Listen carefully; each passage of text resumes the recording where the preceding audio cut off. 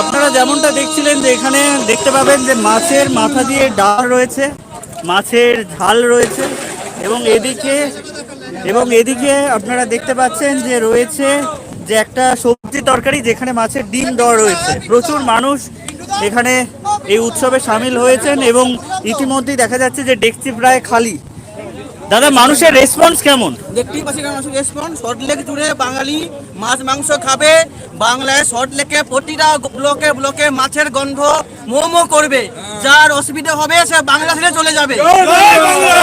তাই বাংলা পকোয়া সল্টলেকে মাছের উৎসব করছে। সবাই আসুন, এখানে সকল বাঙালি আসুন, জমিয়ে মাছ মাংস খেয়ে যান। এখনো পর্যন্ত কতজন খেয়েছেন? প্রায় 400 উপরে জন খেয়ে গেছে।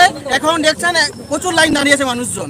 তা আপনারা এই যে এতক্ষণ ধরে খাওয়াচ্ছেন, মানে শুধুই কি লক্ষ্য করলেন বাঙালিরাই এসে খেয়ে গেল নাকি লুকিয়ে নন বেঙ্গলিও ঢুকে গেছিল? অনেকেই বাইরের লোক এসছেন, আমার কোনো অসুবিধা নেই। আসুন, আমরা বলছি তো আসুন, মাছ খান, বাংলা থেকে মাছ খান, কোনো অসুবিধা নেই। অসুবিধা হচ্ছে মাছ না খেলে। তা হঠাৎ করে এই যে সল্টলেকের বুকেতে মাছ ভাত উৎসব করা হচ্ছে, এর প্রয়োজনীয়তাটা কেন পড়লো? সল্টলেক জুড়ে দীর্ঘদিন ধরে দেখা যাচ্ছে বহিরাগতরা এসে এখানে বসস্থান করে বাঙালিকে মাছ খেতে দিচ্ছে না, বাঙালিকে বাংলাদেশি দাগিয়ে দিচ্ছে। মাছ খেলে মুসলিখর বাঙালি বলছে। তাই সল্টলেকের বাঙালি দেখিয়ে দিল বাঙালির ক্ষমতা। যেমনটা শুনলেন আপনারা যে এটা কোথাও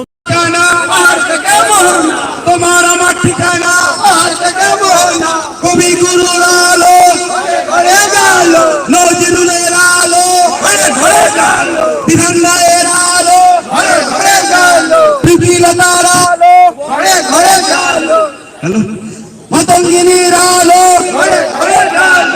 জয় বাংলা, জয় বাংলা, জয় বাংলা। বাংলা পক্ষের মাছ ভাত উৎসব উদযাপন হচ্ছে। বহু মানুষের এখানে আগমন ঘটেছে এবং তারা এখানে এই মাছ ভাত উৎসবে সামিল হয়েছে।